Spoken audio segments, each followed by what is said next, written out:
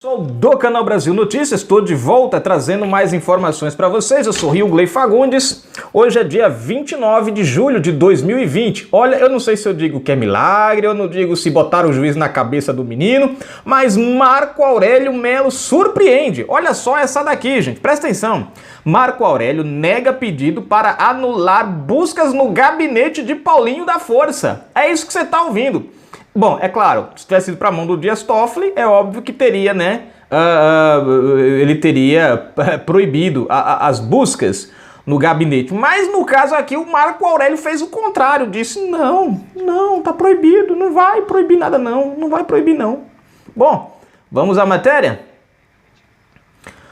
O ministro Marco Aurélio Melo, do Supremo Tribunal Federal, rejeitou nesta quarta-feira, 29, um pedido da mesa diretora da Câmara para anular busca e apreensão cumprida pela Polícia Federal no gabinete do deputado Paulinho da Força, do Solidariedade, por determinação de um juiz da primeira instância. Lembrando, né? Se inscreve, comenta, compartilha, deixa o like, participa da notificação da edição de vídeo, tem conta bancária se você curte os negócios do trabalho, seja um apoiador, seja um colaborador. Vê só. Marco Aurélio Melo, até enrolou a língua agora, Marco Aurélio Melo resolveu apoiar um juiz de segunda instância contra um esquerdista. Muito bem, né? A gente sabe que Paulinho da Força está no Solidariedade, Solidariedade é um braço extensivo do PT, né? Mas Lula e Paulinho andam assim, ó, Lula e Paulinho enganchado na barba. Na reclamação, a Câmara argumentou que, embora reconheça que o Supremo tenha acabado com o foro privilegiado de parlamentares no caso de crimes cometidos fora do exercício do mandato, medidas cautelares deveriam ser autorizadas somente pela Corte e não por juízes de primeira instância. Eu vou explicar para vocês aqui o porquê. Vejam só. Antigamente, quando o cara cometia um crime, né, antes de mudarem a regra, independente de qual tivesse sido o mandato ou a época, você tinha um foro privilegiado que lhe protegia de todos os crimes que você praticou. Depois mudaram a regra, o foro privilegiado só vale para crimes praticados durante o mandato em exercício. Então se você cometeu um crime no mandato anterior, né, e agora está no atual mandato, vai para a primeira instância, não tem foro privilegiado. E aí o que acontece? O juiz pode pedir uma busca e apreensão nesse contexto, já que o crime foi praticado na primeira instância. No entanto, é a famosa brechinha, gente, da lei. O que a Câmara quis aqui fazer? Criar uma interpretação. É tipo assim, a gente cria uma lei que parece que vai beneficiar o combate à corrupção, mas na verdade não beneficia nada. Fica do mesmo jeito. Ou seja, o juiz de primeira instância pediu busca e apreensão. Só que o cara tá no mandato dele. E como prerrogativa, ele tem um foro privilegiado. Eu falei, mas o foro privilegiado não só vale para o mandato atual e o cara não cometeu crime? Pois é. Só que como o cara é parlamentar, cabe geralmente ao STF, presta atenção, fazer esse tipo de ação, ou pelo menos é esse entender que ele quer, né? Que a gente entenda. Cabe apenas ao STF fazer esse pedido, né, e dar prosseguimento aos fatos. No entanto, é aí que a gente, né, percebe a sacanagem, né? No entanto, como o processo está em primeira instância e não tem foro de prerrogativa o crime cometido, já perdeu o foro de prerrogativa, então o juiz de primeira instância, ele pode pedir. Você está entendendo? Ele pode pedir a busca e apreensão naquele crime. No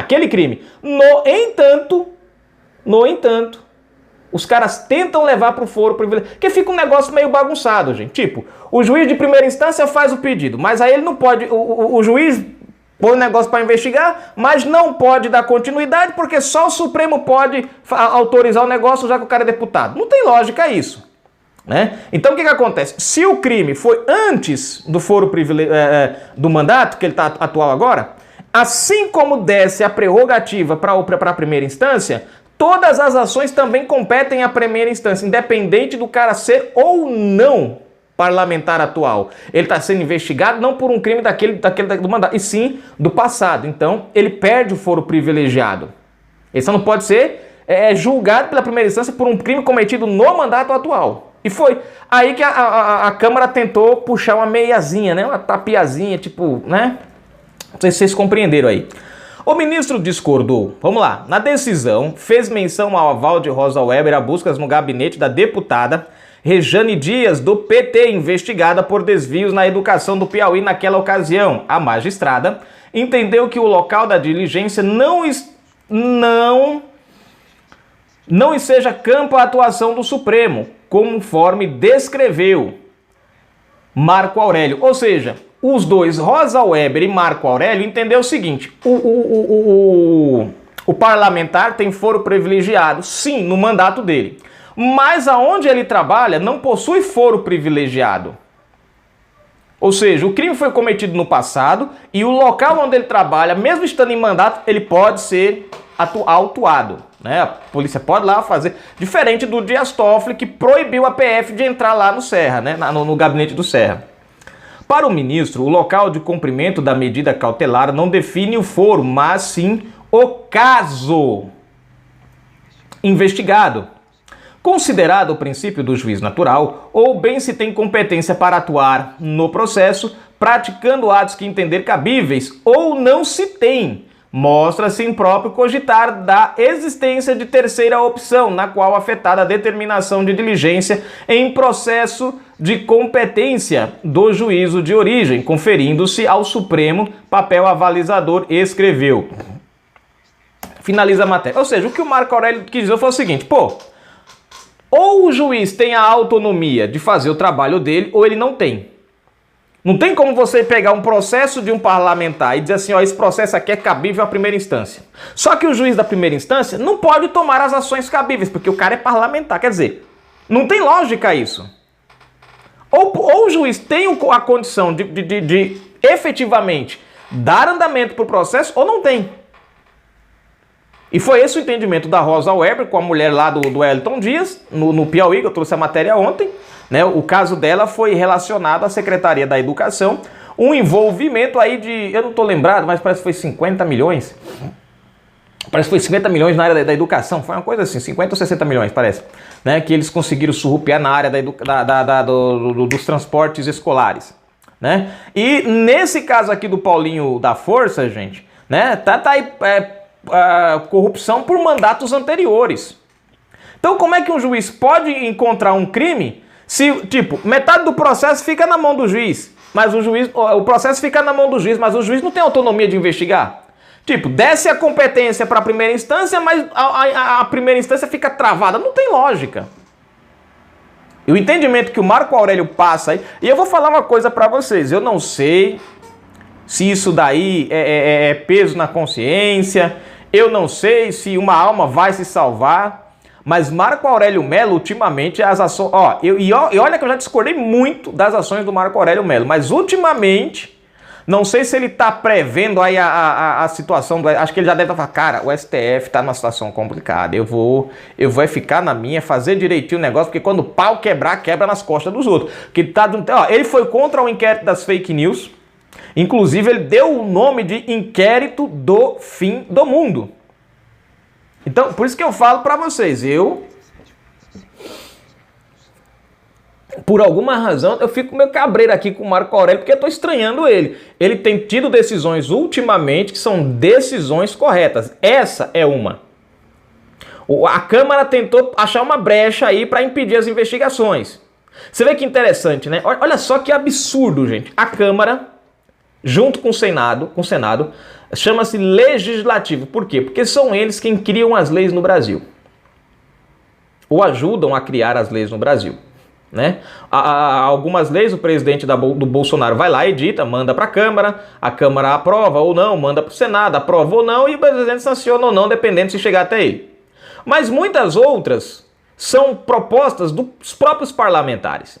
Aí você vê que coisa engraçada, tanto a Câmara quanto o próprio, presta atenção, tanto a Câmara quanto o próprio Senado são os primeiros a proteger corruptos, quando na verdade eles deveriam ser os primeiros a exporem os corruptos, já que eles fazem leis, criam leis para punir a criminalidade. E aí gera aquela questão, como é que nós brasileiros podemos confiar confiar num Congresso que tem o papel de criar leis, de representar o povo, preservar a justiça, quando eles mesmos são os primeiros a encobrir, a achar brecha na lei para esconder os compadres corruptos. Qual o medo? Eu fico me perguntando qual é o problema da PF entrar lá e investigar. Agora, a PF pode entrar no Planalto. Ó, cargo máximo da República do Brasil. Cargo máximo, mandatário brasileiro. Né? Enfim, pode-se pedir o telefone do presidente. Agora, entrar num gabinete de um senador? Não pode. Não entendo, gente. Quer dizer, até entendo, né? Agora, para nossa sorte, e aquela velha história, pô, se não tem nada para esconder, deixa eu investigar, queridão. É aí que eu vejo uma coisa interessante. Quando a polícia faz, quando o caso do Flávio Bolsonaro subiu lá no Rio de Janeiro, subiu para a Justiça Especial, o PT caiu, a esquerda, o pessoal caiu de pau em cima. Ah, porque foram privilegiados. Detalhe. Quando é para eles, aí é o contrário. Criticam pela falta do foro privilegiado. Né? Bom, a questão aqui é a seguinte, presta atenção. Paulinho da Força, solidariedade. Esquerda, roxo. Crimes cometidos no passado. Tem que pagar. No meu ponto de vista, foro privilegiado só deveria existir para palavras e opiniões, não para crimes. O cara cometeu um crime, seja ele parlamentar ou não, cana nele, investigação, não tem prerrogativa de foro. Pelo menos é assim que eu acredito que deveria. Assim os caras roubariam menos, ou pelo menos fingiriam que roubariam menos, né? Bom, gente, tá aí, Canal Brasil Notícias trazendo mais informações pra vocês. Daqui a pouco a gente volta com mais informações. Eu espero que vocês tenham compreendido aquele negócio que eu falei lá ali, porque eu sou péssimo pra explicar essa questão aí da manobrinha que eles tentaram usar. Porque essa questão do foro privilegiado descer, acabar com o foro privilegiado em partes, foi uma manobra que, na verdade, eles contavam com essa brechinha da lei, que é o seguinte: tira o foro privilegiado do geral, para a sociedade achar que o cara não está mais impune, deixa só o do mandato. Mas na hora que o juiz de primeira instância pedir alguma coisa, a gente segura porque a gente diz que o cara está no mandato, ou seja, de uma certa forma é um tapa-peneira, engana bobo, né? Acaba tendo benefício do mesmo jeito. Bom, na questão do Marco Aurélio aqui parece que não deu muito certo, né? Canal Brasil Notícias. Fui, gente.